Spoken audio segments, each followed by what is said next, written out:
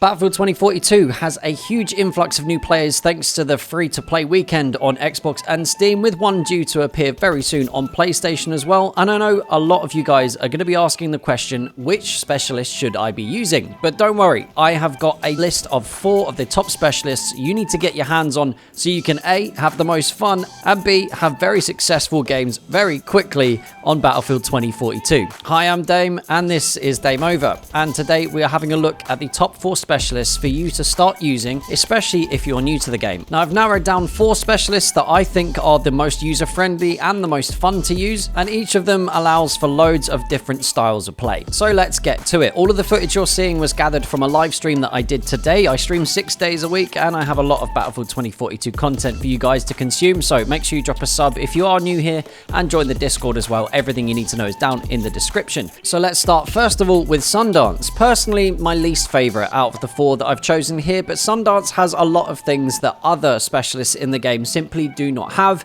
and that is a massive fun factor. If you've consumed any Battlefield 2042 content in the past, especially when the game first released, there was a common agreement that Sundance was one of the more fun specialists to use because of her wingsuit. Now, as you've probably noticed, every other specialist is equipped with a parachute that you can use at will, but Sundance is extra special. She has a wingsuit that can get her from one end of the map to the other at an incredible speed. Not only that, she is an excellent specialist to use if you love to flank, because you can get yourself into power positions very few other players will be able to reach. Now, Sundance is a relatively high risk, high reward specialist to play with, and she does come under the assault subheading, so attack, flank, destroy. She's all about pushing forwards and making an absolute nuisance of herself. Her wingsuit does take a little bit of getting used to, so make sure you have a little bit of a practice, but once you get it down, you can perform some incredible tricks mid-air. Let's have a look in a little more detail at Sundance's specialty gadget, and that is her smart explosives. You've got the choice between 2 different settings on the smart explosive. You can go for the scatter grenade, which is basically a cluster grenade, which is excellent in those tight corridors and close quarters combat when you know there's multiple enemies in front of you. You also have the choice of going for the anti-armor, which is a micro drone. If you chuck it into the air while you are near a vehicle, it will lock onto that vehicle and explode on it. As you can see in this clip, it can be very powerful, and if you time it just right, you will be taking those vehicles down nice and easy. Now, when you spawn in, you carry a single charge of the smart explosives, and because it's a specialty gadget, there is a cooldown timer where you need to wait for it to reset, and it doesn't matter whether you use the scatter grenade or the anti-armor grenade, you still have to wait for that timer to be up.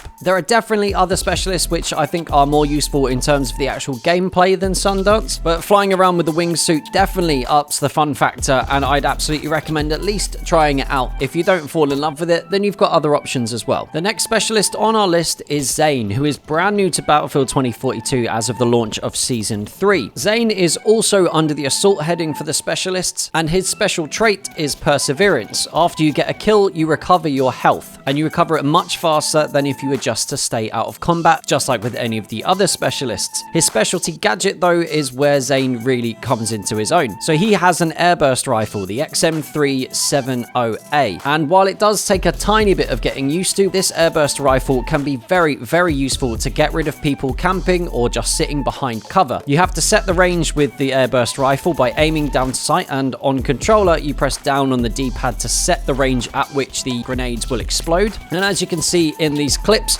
if you don't have enough time to set the range, you can just fire into a wall and it will explode anyway and take your enemies out. This can be a very, very useful tool, especially on those meat grinder game modes like Breakthrough and Rush. Now, I don't think Zane is completely useful when it comes to more of the open maps and something like Conquest, where you can be attacked from different sides and the flow of the battle tends to be a little bit more random. So if I were you, I'd stick to using him on those meat grinder game types, but he definitely has his uses and can be very, very annoying to play against if you don't know how to deal with him. Our third specialist is McKay, who has been in the game since the launch of 2042. Again, another assault specialist. Now, McKay is a big favorite amongst loads of 2042 players simply because of the combination of his specialty gadget and his inherent trait. Both of them together make him incredibly difficult to take down because of his agility. His trait is called Nimble. It means he moves faster when aiming when you are AD ADSing, and he moves faster on zip lines. This means if you're in a straight up gunfight with someone else who is using a different specialist, you have so much more mobility that chances are you're going to be able to dodge your way out of the way of their bullets. Combining that with his grappling hook, which recently did get a buff and now has a way more effective range, but as you can see in some of these clips, it means he's able to get onto vantage points that other players cannot do as quickly, unless of course you're playing as Sundance. Because of this level of mobility, it means that you can use McKay with almost any weapon to very good effect. If you want to get onto a good power position with a sniper rifle, McKay is definitely the one to use. If you want to flank your enemies and shoot them from above, again, go for McKay. Quite often in Battlefield 2042, using the verticality is to your favor. There is a lot of cover to be had above you, so make sure you're having a look around the buildings and you're checking your rooftops, because chances are someone playing as McKay is looking down at you,